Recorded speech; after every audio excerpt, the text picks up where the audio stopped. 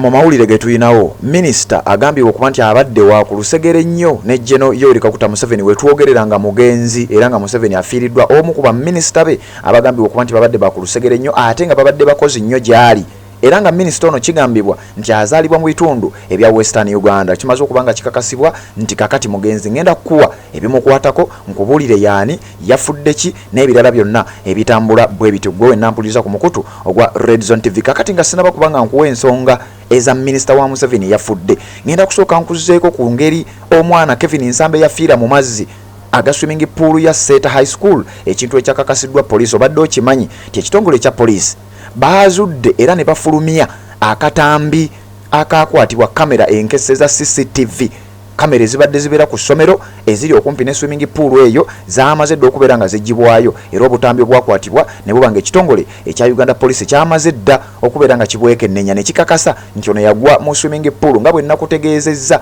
poliisi yafulumizza ebyabadde birabikidde ku butambi buno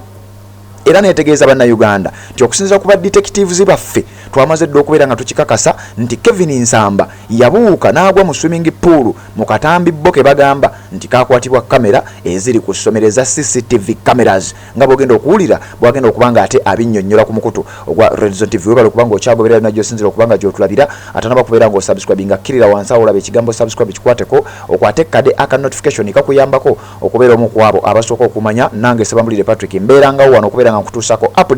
update omwogezi w'ekitongole kya poliisi amanyidwa nga Kituuma Rusoke avuddeyo n'akonfaminga nti Kevin Nsamba okusinziira ku badetectives baffe obutambi bwe bayina era bwe basobodde okuba nga beetegereza yagwa mu swimming pool temuteekamu sayansi yenna tewali kirala kyamutta newankubadde bannayuganda bangi mubadde nga mugezaako okulaga nti bano wabaddewo ensonga ey'okulaba nti ate essomero lino either lisaddaaka abaana oba ebintu ebifaanana bwe bityo kakati mu kiwandiiko kye ngenda okusomera n'akatambi ke ngenda okulaga bikakasa bukakasa nti CCTV camera footages ez'essomero lino erya Seta High School poliisi naye eyongedde okugenda maaso n'okubanga ekonfaminga nti omuyizi Kevin Nsamba yagwa bugwi mu swimming pool tewaaliwo sayansi yenna nti police detectives have reviewed the closed circuit television CCTV footage from Seta High School which they are using as crucial evidence in the case of death by drowning that happened last week nga bwe nakutegeeza wiiki ewedde omuyizi Kevin Nsamba eyali tamanyi kuwuga kyokka nga swimming pool eno yazimbibwa ku ssomero era yazimbibwa nga y'abayizi wabula nga egambibwa okuba nti eyina paati empanvu ennyo egambibwa okuba nti omuyizi ono gye yagwa era oluvannyuma lw'okubeera nti yagwayo bw'atyo teyasobola kubeera nga ddangulu wabula kyatwala ennaku nga 2 n'ambirira oba essaawa ezisukka mu 24 okulaba nga bambi omuyizi ono bamuzuula nti yagudde mu mazzi ebitakwatagana bibadde bingi nnyo ebigambo bibadde byogerebwa bibadde bingi nnyo naye ngenda kuwa akatambi wano owulize Kituuma Rusoke ng'akunnyonnyola ku ngeri akatambi ka CCTV cameras akakwatibwa era bo aba detectives aba ekitongole kya poliisi ke balina nga bakunnyonnyola then oluvannyuma ngenda kujja nkuwa ebikwata ku minisita abaddewo ku lusegere nnyo ne General Yoweri Kaguta Museveni we twogerera nga naye yafudde amawulire nkuleetedde gakufa eno gye bayita Red Zone TV webale kubanga okyagoberera najjo osinzira okubanga gyotulabira ate na subscribe nga kikole tubeere nga tutambula wuliriza ekitongole kya poliisi we bagamba nze ate mbeere nga nkwongerayo. Today I will begin with a story which has been running in media, and that was about the fatal drowning at Seta High School in a swimming pool. That incident, you will recall it occurred on 4th August when we received, and it may have occurred on 3rd, but the information received at police, the report was on the 4th. Now, you recall that a student by the names of Nsamba Kevin drowned in a swimming pool in Seta High School, that is in Mukono district. A lot was talked,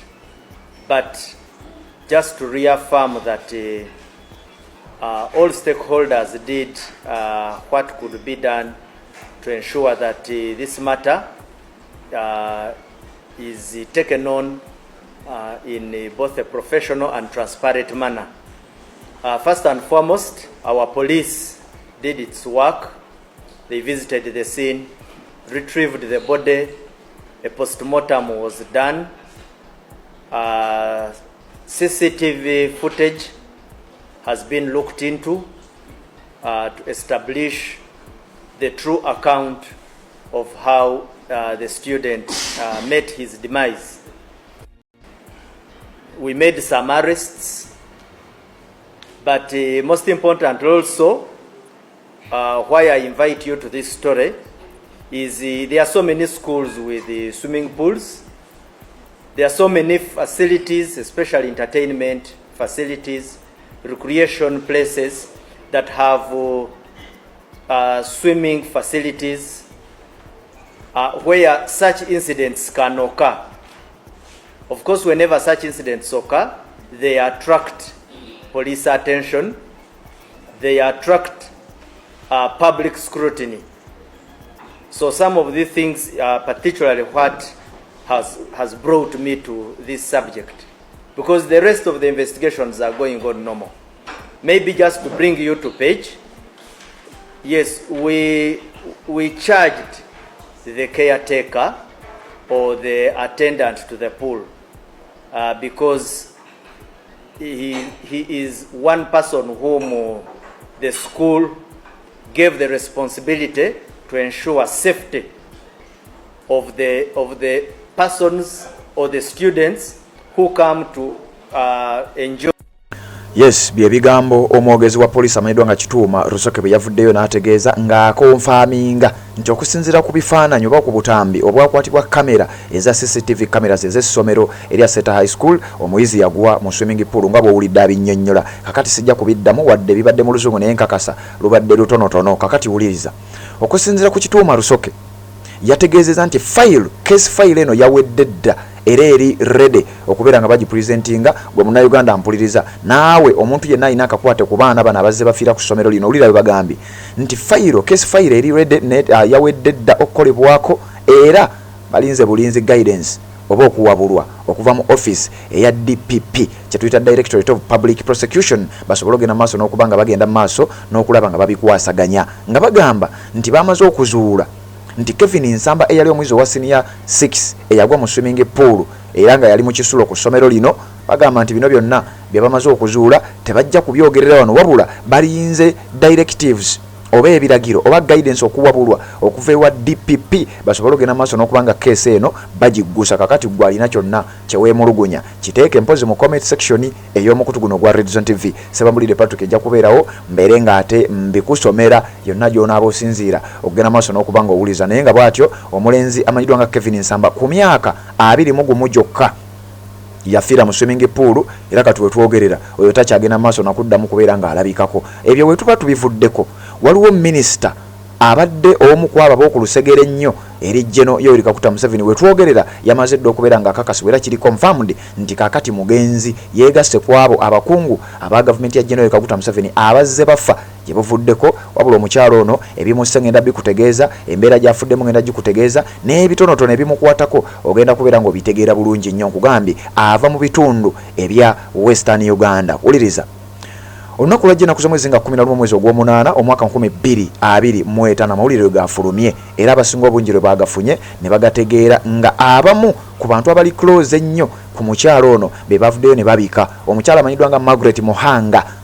ye yavuddeyo na breaking amawulire gano era ng'ategeeza nti ono abadde muntu we nnyo, abadde menta we, abadde yaliko omusomesa we n'ebintu ebirala byonna nga we yabinnyonnyodde era ye yabise mu post eyo gye yatadde ku mukutu gwe ogwa X n'aba ng'ategeeza eggwanga nti Mary Karoro Okrut omukyala kati wetwogerera mugenzi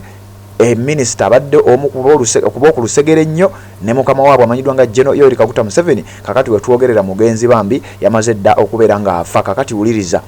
okusinziira ku kiwandiiko kino kye nnina amawulire gafulumidde omukyalo ono ku myaka 71 abadde asaavinga nga yafomingako nga minister for general duties mu office eya prime minister era nga omukulu ono oba omukyalo ono amanyidwa nga Mary Karoro Okrut amanya g'origino ngenda kujjanga kuwe gonna mu bujjufu naye nga ge gamanya agabadde gamanyiddwa. Mary Karoro Okrut afiiridde ku myaka 71 egy'obukulu era nga abamu ku bafamire ye be bakakasizza ky'omukyalo ono kati kimaze okubeera nga kikakasibwa takyali propaganda kakati mufu. okusinziira ku family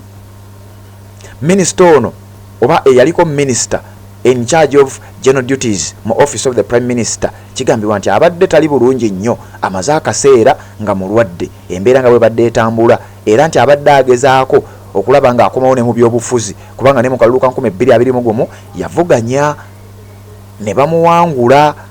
era nga kigambibwa nti okuva we bamuwangula abadde taddangamu kubeera mu mbeera nnungi nnyo bamuwangula mu kalulu ka 2021 yagenda ne yeesimba ku kifo eky'omubaka akiikirira district y'e Bushenyi omubaka omukyala wabula bamuwangula kubanga e Bushenyi gyazaalibwa naye nga kigambibwa nti okuva lwe bamuwangula abadde bambi taddangamu kubeera mirembe embeera ebadde si nnungi nnyo abadde alwala abadde mulwadde era paka obulwadde bwe buwunzise ne bumugonza mu gavumenti ya mukama we eya General Yoweri Kaguta Museveni. Ebimu ku bitonotono byenyinza okuwa ebikwata ku mukyalo ono. Amannya ge mu bujjugo ye Mary Businje Karoro Okuruti yazaalibwa ng'ennaku z'omwezi 8 omwezi gwa Desemba omwaka gwa 1954 yafudde ng'ennaku z'omwezi 11 omwezi ogw'omunana 2025 ku myaka nga 7 egy'obukulu egijjudde. Era nga yamanyirwa nnyo nga Mary Karoro Okuruti abadde akola mu office ez'enjawulo. Yaliko cabinet minister in charge of general duties mu office of the prime minister kati saawa zino ekwataganyizibwa Robina Nabbanja. Era nga mu cabinet yalondebwa mu bifo ebyo mu myaka egiyise. Yalondebwa ng'ennaku z'omwezi 6 omwezi ogw'omukaaga 2016 okubeera minister for general duties. Then nga tannaba kutuuka awo nga okuva nga lumu ogwokusatu 2015 paka nga mukaaga ogw'omukaaga 2016 ono yasaavingako nga cabinet minister owa national security. Mary Karoro Okuruti baamu appointinga mu kifo ekyo nga lumu ogwokusatu 2015 ng'addirira Wilson Mululi Mukasa ono eyali minister of gender and social issues. Ebyo nno byaliwo mu mwaka gwa 2015. Mary Karoro Okuruti ono yafudde wakati wa 2012 ne 2015 yasaavingako nga minister of gender and social issues mu cabinet ya General Yoweri Kaguta Museveni. Yalondebwa mu mwaka gwa 2012 okubeera nga asaavinga mu buvunaanyizibwa obwo era wano yali addirira Saida Bumba eyali amaze okuba nga resigning okuva mu cabinet. Ngezaako okuwa kifaananyi otegeere omukyalo ono abadde w'amaanyi kyenkana ki eri General Yoweri Kaguta Museveni era wabanga amufiiriddwa yandibanga afiiriddwa kyenkana ki. Mary Karoro Okuruti era yasaavingako ng'omubaka mu parliament akiikirira district y'e Bushenyi ng'omubaka omukyala mu kalulu ka 2020 mu kamyufu ka NRM. Omukyalo ono yawangulwa yaluuzinga akalulu kano ng'eyamuwangula baali bamuyita Anet Katusiime Mugisha era nga Anet Katusiime Mugisha yagenda maaso n'okuba nga awangula akalulu ka 2021 bw'atyo n'afuuka omubaka mu parliament akiikirira district y'e Bushenyi ng'omubaka omukyala. Mary Karoro Okuruti bw'atyo n'abanga eyo yavaayo mu parliament nga takyakiika. Omukyalo nga bwe nkugambye yazaalibwa mu district y'e Bushenyi nga 8 Desemba 1954 yasomera eyo e Bushenyi ku ssomero erimanyiddwa nga Bwera Nyanji Primary School era ng'ono yagenda n'agenda ku ssomero erimanyiddwa nga Bwera Nyanzi Girls Senior Secondary School okusoma emisomo gye egya secondary egisooka. Mu mwaka gwa 1972 ku myaka 18 yayingira essomero erimanyiddwa nga Trinity College Nabbingo. Ono n'agenda mu maaso n'asoma Trinity College Nabbingo mumanyi we riri n'asoma senior paka mu senior ey'omukaaga. Mu mwaka gwa 1974 yagenda e Makerere University era n'atikkirwa mu mwaka gwa 1977 ne degree emanyiddwa nga Bachelor of Arts in Literature BA Lit. Emyaka esatu egyayitawo mu mwaka gwa 1981 yatikkirwa ne Masters of Arts in Literature era okuva ku Makerere University. Mu mwaka gwa 1982 yagenda n'agattako diploma in education era ku university y'emu ey'e Makerere. Kakati eyo gye yava najja n'abeera ng'akolakolako mu bifo ebyenjawulo mu ministries ez'enjawulo. Kakati we twogerera amaze okubeera ng'akakasibwa nti kakati mugenzi gwa mpuliriza ku mukutu gwa Red Zone TV. Watonaba kubanga osubscribinga kikole kirira wansi awo olaba ekigambo subscribe kikwateko kwata kade aka notification kakuyamba okubeera omu ku abo abasooka okumanya buli we tuba tutaddeyo ate ne tuba nga tutambula ffenna mu ngeri y'emu. Kkiriza nkujjukize bannayuganda abawangalira mu ggwanga erya UK naddala abo abakkiririza mu nsonga z'enkyukakyuka bakutegeeza nti balinayo demonstration balinayo kwekalakaasa ng'ennaku z'omwezi 22 omwezi ogw'omunana 2025 zijja kuba ssaawa 5 ez'okumakya paka ssaawa 10 n'eddakiika 3 ez'olweggulo essaawa eza UK Standard Time. bakutegeeza nti People Power National Unity Platform United Kingdom, Demonstration Uganda High Commission London United Kingdom bagenda kuba beekalakaasiza ku kizimbe ekimanyiddwa nga Uganda High Commission oba ku embassy y'eggwanga lya Uganda nga balina emiramwa oba hashtags ezigamba nti End Corruption, Stop Human Rights Violations ne People Power Our Power, ne bakuterawo n'ennamba y'essimu nga bwe nagikuwadde. Embeera bw'etyo bw'etambula. Bannayuganda bakutegeeza nti gwe munnayuganda yenna awangalira sayidi eyo beerawo naawe obeere nga weetaba mu nsonga eyo kubanga lino ggwanga lyo naawe byandiba nga bikukakatako mu ngeri emu oba endala. Omukutu gwa Red TV weebale kubeera ng'ogoberera yonna gy'osinzira okubanga gy'otulabira bwe watonaba kubanga osubscribe nga kikole tubeere nga ate tutambula ffenna. Amawulire gakyali mangi nnyo ng'era bwe nkutegeeza nga bulijjo tukyagenda mu maaso n'okubeera nga ate tugakutuusaako. Obufumbo olina omwami naye ng'akutawaanya, olina omukyala ng'akutawaanya, bajja ne bakwagalako ne bagenda. Gwe alina ebizibu mu byenfuna nga sente zikuyita mu ngalo, w'oteeka sente zifa bufi b'owola tebazza. Gwe aloota ng'ogwa mu nnyanja, gwe alumizibwa omutwe nga guganja okuwona, naawe aloota ng'ebintu bikozesa ensonga z'obufumbo. Nina ekifo ku mugga awali amayinja wennyambulirako ebisiraani, ekikwa, ekifiiriza, omudibo, obutaganja, obutaweebwa. Nzijanjaba abantu ab'enzikiriza zonna.